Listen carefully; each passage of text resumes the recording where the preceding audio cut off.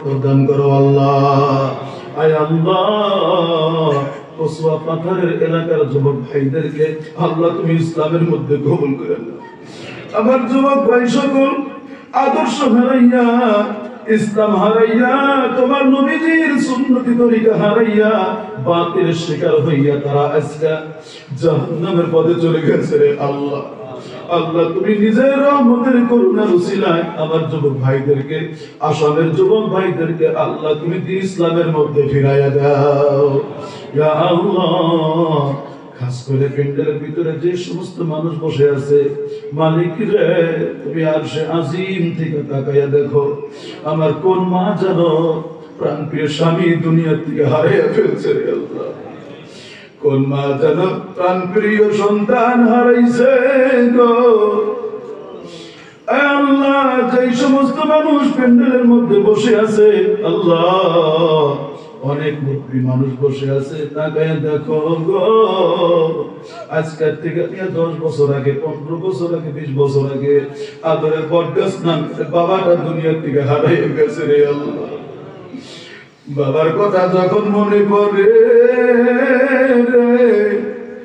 চোখের সম্মুখ দিয়ে খালি চেকা চেহারাটা বসে গো, মানুষটারে দেখতে পারি না।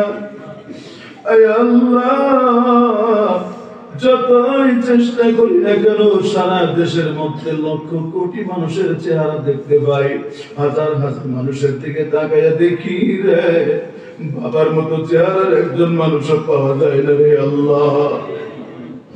কার জানি বাবা কবরে শুয়ে আছে গো, কার জানি অন্ধকার কবরে মা শয়ন করেছে। আজকের থেকে 5 বছর আগে আমার আম্মা জানো অন্ধকার কবরে শুয়েছেন।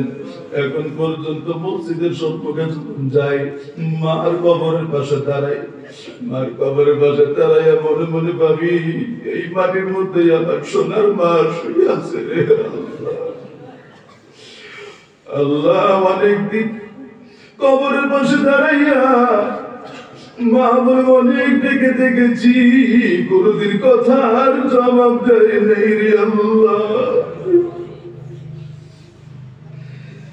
আল্লাহ, যদি কোন গুনার কারণে মার কবরে আযাব হয়, বাবার কবরে আযাব হয়, আল্লাহ তুমি আর দেরি করিও না, মার কবরটা জান্নাতুল ফেরদাউস বানিয়ে দাও আল্লাহ। যার বাবা কবরে শুয়েছে আল্লাহ কবরটা জান্নাতুল ফেরদাউস বানায় দাও আল্লাহ। আয় আল্লাহ, এক যুবক বলেছে দাদা আজকে দুনিয়া থেকে বিদায় হয়ে গেছে। আল্লাহ, কেন তুমি তো রহমতের মালিক, তুমি তো বরকতের মালিক। তুমি যদি আমাদের দাদা, আমাদের দাদি, আমাদের মানুষকে তুমি যদি কষ্ট দাও, আযাব দাও, তোমার কোনো লাভ হবে না। আল্লাহ, তুমি যদি এই যুবকের দাদাকে মাফ করে দাও, তোমার কোন জায়গায় লস হবে না রে মাওলা। আল্লাহ, যুবক ভাইয়ের দাদার কবরটা তুমি কিয়ামত পর্যন্ত জান্নাতি বানায়া দাও আল্লাহ।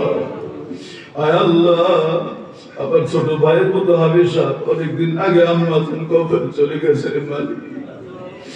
যত দেশেই ঘুরি রে, বাড়িতে আসার পর মা বলে যখন ডাক দেই রে আল্লাহ,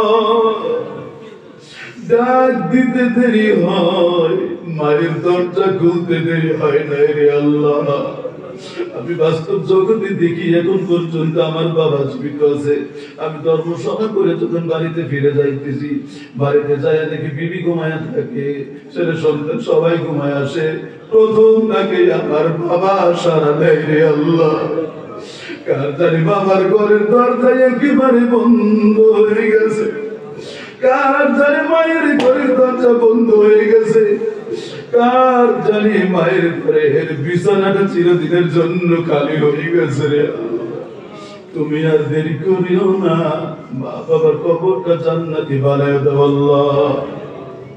আয় আল্লাহ, আখিরি গুজারিশ, এই মাহফিল কিয়ামতের ময়দানে আমাদের সবারই নাজাতের কারণ বানায় দাও আল্লাহ।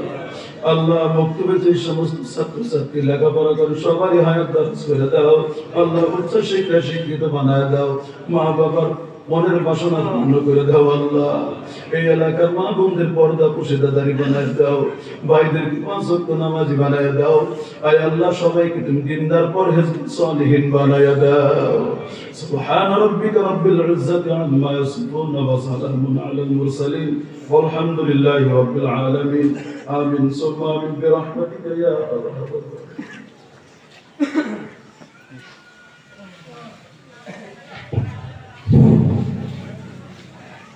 ইনশাআল্লাহ আপনারা ছোটাছুটি করবেন না।